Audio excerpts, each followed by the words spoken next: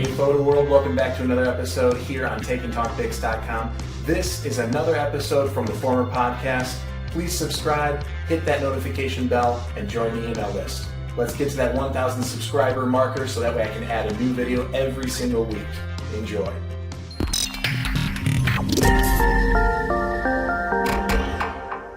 Hey Photo World, thanks for being here, and I know you love Take and Talk Pics, but I know there's more on iTunes to take a look at than just our podcast. Head over to TakeandTalkPics.com where you'll have an opportunity to win an iTunes gift card. Just enter your name and email and hit the subscribe button, and you will be automatically entered for our weekly drawing for that iTunes gift card. Good luck. Nobody's done it all. And at the same time, it kind of goes back to the education. You know, you get a couple people together talking about things, and sometimes, you go in directions you're not going to expect, and you come up with things that you wouldn't have come up with on your own.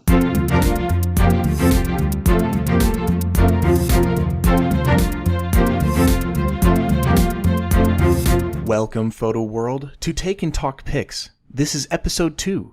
I'm your host, Rob Kruger, and thank you for tuning in. Today's featured guest is Bryan Morrison. Bryan is based out of Chicago and catering to the city and the surrounding suburbs. He is an award-winning photographer specializing in the art of wedding, portrait, lifestyle, and event photography. Bryan, welcome to Take and Talk Pics.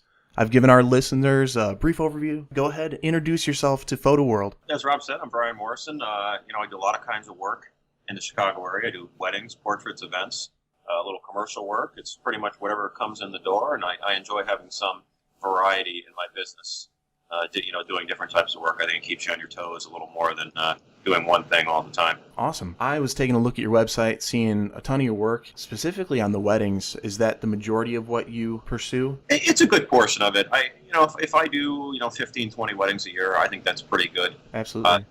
I can respect the guys who go out and do 50 weddings a year, but that's pretty tough, especially on your weekend and family time. And for me, I feel like I lose a little bit of that creative edge if I do too many of them. Oh, totally understandable. Here at Take and Talk Pics, we're all about sharing your photography story, and I want Photo World to, learn more about you. So we're going to kind of start things off, if it's okay. Bryan, can we get the inspiration flowing? Do you have a great mantra or a quote that you live by for your photography and your business? I wouldn't say I live by this, but there's a big local electronics store up here in the suburbs that has somehow survived. Best Buy and Amazon and all the competition over the years. It's a family-run store. I guess it's been around for 100 years or something, selling appliances and TVs and everything like that. And they've got a sign at their customer service counter that says the answer to any reasonable request is always yes. And I always try and think about that when I'm interacting with my clients, because no matter who I'm working for, whether it's a wedding or a family, a Fortune 100 company, it really comes down to photography being a service business. We're providing services for people, and it's how can I serve my clients better? And rather than take the advice of the people online who will always say, don't do this, don't do that, you start to say to yourself, well, is what the client asking reasonable? Can I reasonably do this without spending a lot of money or time doing it? And if so, then I should probably do it for them. Yeah, that's awesome. Photo World, hear that the answer is yes. You are here to provide that service and, take care of your clients, whatever that may mean for your industry. And I think that's awesome and a great approach to it. So that way you're a people person. You're in it for what they need, and that's where pictures come into play. It's usually because of a need of someone else. So that's really cool. I like that. Bryan, can you go ahead and share what sparked your interest in photography enough to at least pursue it as a career? It's something I've always done. I did some photojournalism in college. This was quite longer ago than I'd like to admit now. I don't feel like it's been so long, but this was back in the days when we were still doing black and white film and processing it ourselves down in the darkroom. So, I graduated college. I did some other things. I was in the finance world for a while, and I had some good times there, but it's not the same thing. I really needed something to bring back, the creative spark. I like building and creating things. I guess that's what's always drawn me to photography. You plan out a shot, and you plan your lighting and posing and composition, and to see that come to fruition at the end of the day. Right. It's still got that wow factor when I create something that I really love, or something that my clients really love. That's awesome. If we stop learning, then we're going to stop growing as our business and lose our drive. But it's really cool, to put that there and take that inspiration of just having fun in college, thinking it's a great thing to do, and turn it around into, a business and pursuing it full time. Not many people can say they get to do what they love, so it's really cool. That's true. And like anything else, people ask me sometimes, what do you like most? What's your favorite part of the business? And it's great to do something we love. I mean, we love photography. But like any business, there are parts of it that, are really awesome. And there's stuff that you do to pay the bills. And sometimes people get into this business and they have this notion that everything they're going to do on a day-to-day basis are going to be things that they love. Right. And, I still like what I do, but obviously there's some stuff that's more interesting than others. And, whether it's the type of work we do, you can do work that's more interesting.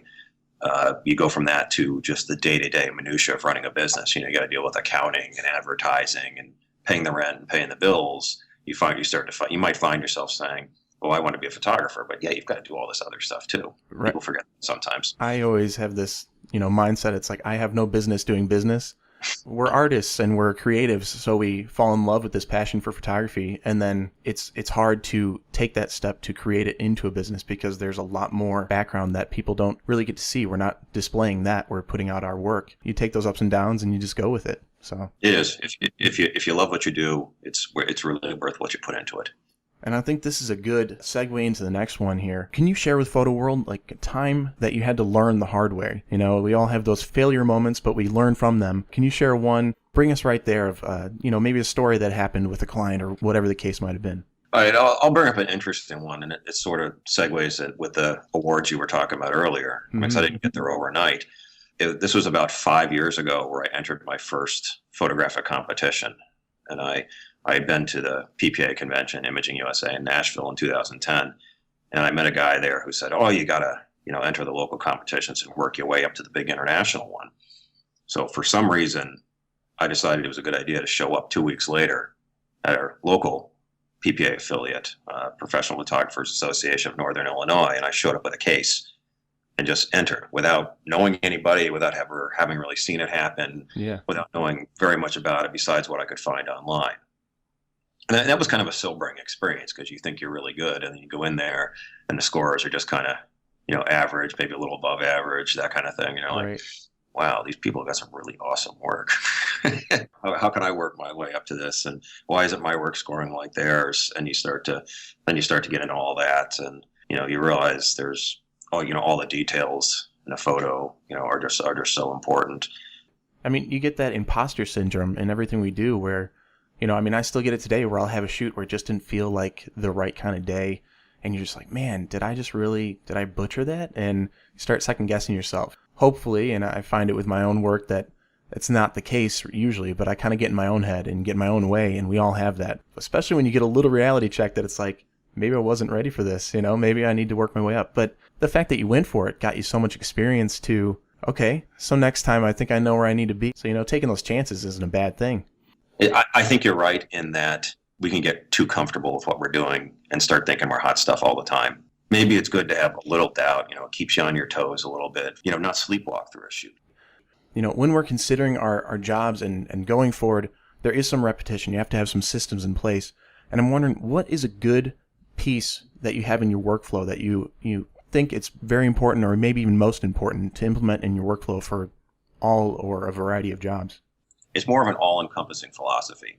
And the philosophy is get it right in camera. We can kind of go back to get it right in camera. You're just spending so much time fixing things later. Right. It's easier to do it right the first time. And I've spent my time trying to fix my mistakes. So just shoot it correctly. Don't say, well, I can clone that out of the background later. Just move it out of the way or change the background a little, change your angle a little bit, do things like that. And you just save yourself so much time later and make those jobs go more efficiently. I mean, I shoot it. People ask me, how do you get weddings out the door so quickly? Well, because I try and shoot it right the first time. I'm not messing around after the fact for weeks at a time trying to get it right. I mean, everything is pretty much as it's going to be. Absolutely. And, there's nothing worse than hearing from somebody else, oh, you can fix that in Photoshop, right? I mean, the truth in the background is, yes, we can.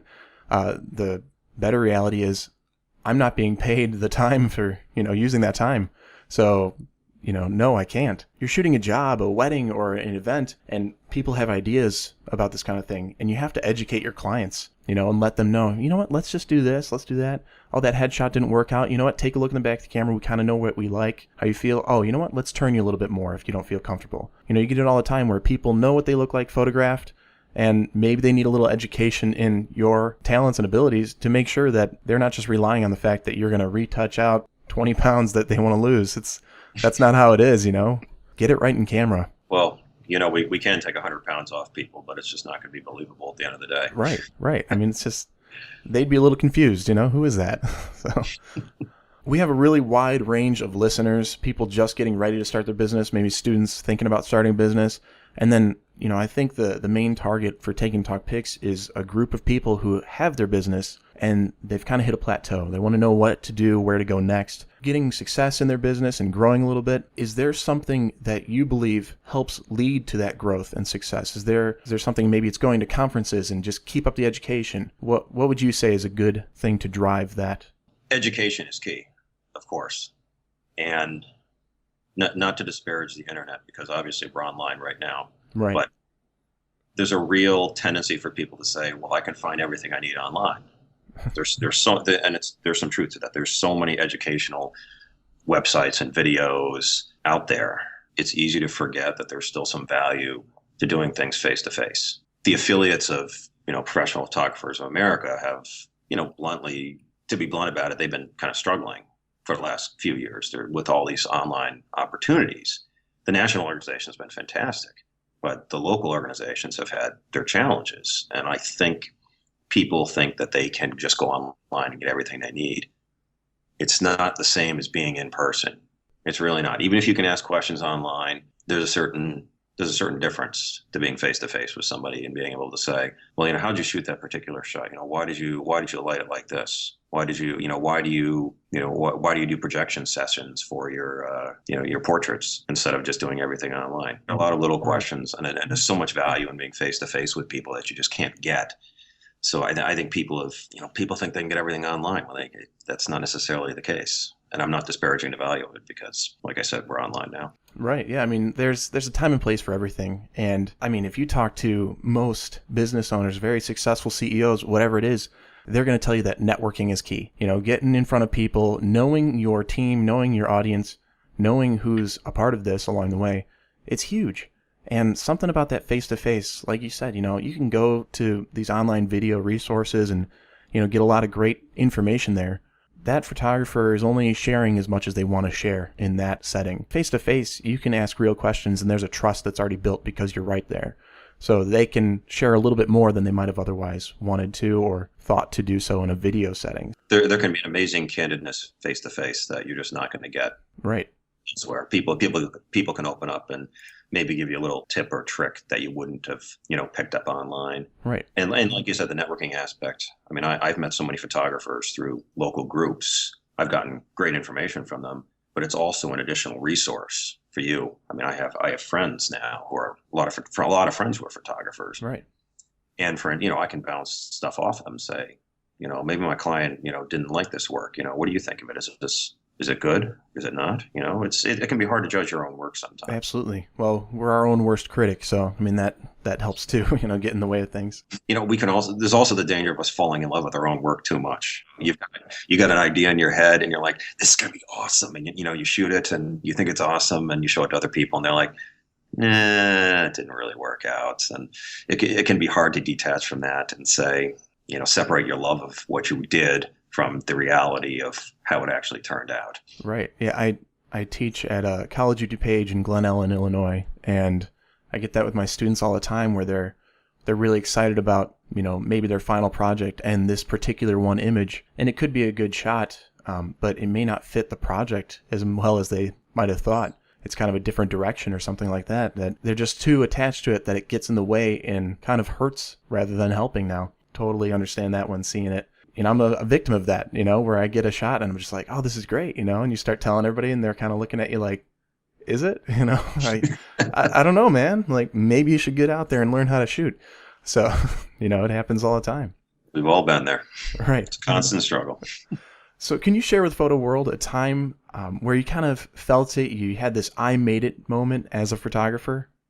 I would say having respect of fellow photographers is really key. And I think I realized I had some amount of respect when I started speaking at other photography groups around the country.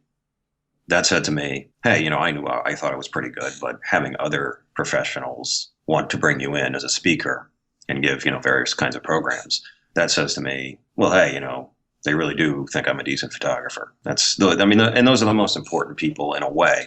Obviously the clients are the most important when I'm doing a shoot, but having other people who are professionals and should know good work when they see it, that really means a lot to me, because the clients aren't necessarily going to be able to articulate why they like particular work. They may say, I love your wedding work, but it might not be the same as a photographer who would come in and say, oh man, I really love how you use off-camera flash in these outdoor shots. Did you use high-speed sync there? Neutral density filter? The client's the most important thing, as I said earlier. And having them like my work and appreciate what I do and being able to produce a piece or, a body of work for them as part of the job that they're happy with, that's the most important thing. But they won't necessarily be able to dissect it and say why it's good. Or if they don't like it, they might not be able to say why it's bad. They wouldn't be able to say, oh, you should have lit this differently. But other photographers looking at the work would be able to dissect it and come to some detailed reasons about why they like it or why they don't. No, I totally agree. Being a part of the community in a different way where you're now a man of value, instead of just a man of success. And it's leading into that aha moment. I mean, is that what the moment was when you kind of realized, maybe instead of it just being me and my photography, it's me and my photography, and now this ability to share that with others who are wondering, how did this go? How did this happen? I wouldn't say there's any one moment. A lot of collection of little moments. When I got the first speaking gig, that was pretty cool. You say to yourself, all right, okay. I'm probably on the right track here. And what happened there? I mean, did you get a call or an email at some point? Well, it was actually suggested to me by a photographer that I really respect. He said, hey, you've got some good stuff here. You should really get into speaking to other groups. And I was like, you think so? You think I'm ready for that? He's like, yeah, go do it. So I said, all right. By that time, this was a few years ago, so I had enough contacts. I knew enough people, locally and around the country. You start putting out feelers and say, hey, if you need somebody, these are the topics I can speak on. Let me know. So they start rolling in, and it comes back as well to knowing people, where I had some people who were respected in the community who could vouch for me. I can't tell you how much it's helped me otherwise. Maybe, a second shooter gets sick or something, or has a family emergency at the last minute, to have that network you can go to and say, hey, I need someone who can help me with this job tomorrow. I mean, that's invaluable. If you don't have that kind of thing, I mean, how can you service your clients effectively without having, backup resources? And I'm talking about backup shooters here, or assistants or whatever. Right. But anything you do in this business, you just got to have backups for everything. Absolutely. I mean, it's terrifying when it happens too. You're on short notice. I was doing a wedding. It was a very big client, one of my larger weddings that I've done, and they hired my company for photo and video. We had a second photographer. I always bring an assistant. I hired out for a videographer who, I've worked with him before, and it was really cool. And he didn't respond on the day of. Everything was set. We were ready to go. He wouldn't talk to me. He didn't show up. Nothing happened, and I'm freaking out. Here we are shooting a wedding. Not really freaking out because you got to keep your cool for your clients. Luckily, I have a couple other videographers who I work with, and they were close, and I just, pitched it in a text message. Hey, can we get somebody out here right now? This is what we got going on. And one of them came through and he said, you know what? If you can do some video clips on your SLR for the pre-ceremony, I'll meet you at the church and we can finish out the day. And, just having those people available to pull through. It's scary when it happens, but you got to get those systems in place and start meeting people. And that would have been on you. The video guy doesn't shows up. Maybe he had some legitimate excuse. It doesn't really matter. At the end of the day, you told your client that you were going to have certain people there. And if the people aren't there, they don't care about the reasons for it. They just know that you didn't get the job done. It's hard enough to get good press, but bad press spreads like wildfire. And, they're happy to share their horrible experience. So if it doesn't pull out and work out, then good luck, Bryan, during your photography career so far, what's the best advice you've ever received? The best advice I've ever received. I was just doing some, small little magazine shoots. And I was talking to a fellow photographer. This was a couple of years ago. I was talking to him about how the jobs went and the type of shots I did. And I said, "Yeah, man, they used like the worst shot that I gave them." And he's like, "Well, what does that tell you? Don't give them work you don't want them to use." And it's a pretty simple thing, but it took a little while to sink in, because in anything in society, there's this tendency to think more is better. When we give a client more stuff, it can be associated with better. This is why some people give out, 2,000 images for a wedding. And I'm like, have you lost your mind? Exactly. Like, don't even shoot that many. Like, unless it's a 4-day Indian wedding, you need that many photos to really tell a great story at a wedding. So no matter what I'm shooting, I really try and be very cognizant of what I'm giving the clients. I want them to get work that I can be proud of and that they can be proud of. Don't give substandard work, especially on these sort of magazine shoots. I was like, give them the good stuff. If you don't like the shot, that shot didn't happen, then you move on. Yeah, that shot, maybe it didn't happen. And it goes back to the reasonableness too. If they knew it happened and they said, "Where's shot X that you did?" Well, yeah, I'd say, "Well, I didn't think it really worked out, but I'll give it to you if you really want to see it." And because it's a reasonable thing to do, as I said earlier. But it wouldn't be my first choice to give something like that to them right away. Right. I mean, you can always go back on what had actually happened, but you got your name on each image when you're presenting to a client, and if it's going to be on 2,000 pictures, they better be what you want to display, what you would want to have Bryan Morrison's name on. If you're going to be doing that, photo world out there, whatever level you're at, you better at least be able to back it up in your own mind that, yes, that is a display of my skills and my abilities, my talents as a photographer that I'm actually proud of. So, that's really good advice. And you're right, it sounds simple, but we all miss it and we all overlook that, especially early on. Like you said, more is better, right? And that's not really true. Mm-hmm. It's especially on weddings. It can be, the tendency with weddings is to think more is better, especially. But, if you think about, if you wrote a book and you told a great story in 500 pages, well, would it necessarily be a better book if it was 1,500 pages? Well, no. You could be throwing in all kinds of extraneous garbage that doesn't contribute to the story. It just distracts people from the main story, and your most important parts of it can be lost underneath, a mountain of mediocrity. If you ever have the learning experience of a client that's upset with a particular image, you'll quickly find that one image is more important to them than the beautiful stuff you've had along the way leading up to that section of the wedding, or the job, the event. You missed that award being handed them. This and this happened. Sorry. It goes on. That's event photography, whatever. We've all been. Yeah, and that is the only focus they have. They kind of forget that everything else you did is just not worthwhile. So, be selective about what you're giving. Yeah, everything you show gets out, if it gets out there in the wild, it represents you, no matter what it is. It could be, right. You could have a job where you shot 50 great images and 50 mediocre images, and they'll just focus on the mediocre ones when you really could have narrowed it down and shown a stronger body of work. Absolutely. Bryan, I'm going to give you a little scenario here. It's a little bit different, but let's say you wake up tomorrow. Everything in your life is exactly the same with one exception. You don't have a business. You have all your gear, your studio, your entire life situation, whatever your finances are. You have the same knowledge and understanding of the world around you, but you don't have a business. What would you do first to begin your new business? I probably would have gotten in the Professional Photographers America, the educational opportunities they offer in the local affiliates earlier. I didn't do it right away. It took me a couple of years, and I think I could have jump-started things a little quicker. Just as we talked about earlier, just meeting and networking with people. The people in the community, let them know you're there. You know all this stuff. You have the ability and the gear to do so. Bryan, please share with Photo World one parting piece of guidance, the best way we can reach you, whether it be a website, Twitter, whatever works for you, and then we'll say goodbye. Best way to reach me, BryanMorrisonPhotography.com, Facebook.com/Bryan Morrison Photography, and I'm on Twitter at Bryan C. Morrison. Awesome. Do you have a parting piece of guidance for our listeners out there, the photo world here? A parting piece of guidance, find a group of photographers, people that you know who can be your inner circle, so to speak. Have people you can bounce ideas off of. Have people who can look at your work and tell you when you're doing good work and when, you need a good kick in the pants and maybe you need to learn a few things. Find people who are honest. There's never been any value for me in having people sugarcoat things.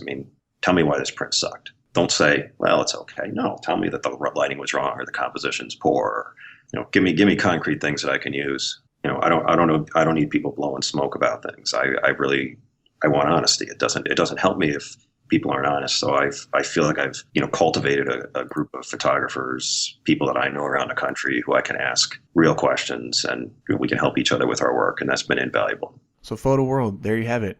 From Bryan Morrison, and I agree. Get the right people on your team, the right community to be speaking with.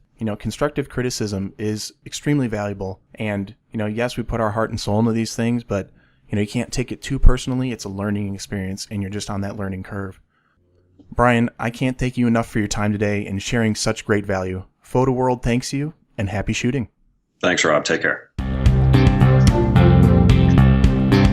Hey Photo World, are you loving Take and Talk pics? Maybe you are starting out or wanting to refine your skills in a new area of your photography. Like I say on the show, we are always learning, and that learning doesn't have to stop. At the College of DuPage, their photography program is amazing. I should know. I'm a former student, and now I'm an instructor at the school. Visit cod.edu/photo for more information on their program. Not local to the Chicago area? That's okay. The College of DuPage photography program is now offering online courses. Just check the course catalog for what fits your schedule. Again, that's cod.edu/photo. Thank you, Photo World, for tuning in to this great episode here on Take and Talk Pics. If you got the same great value I did out of this episode, please, I encourage you to head over to takeandtalkpics.com so you can learn even more about this photographer and others. That's takeandtalkpics.com. See you soon.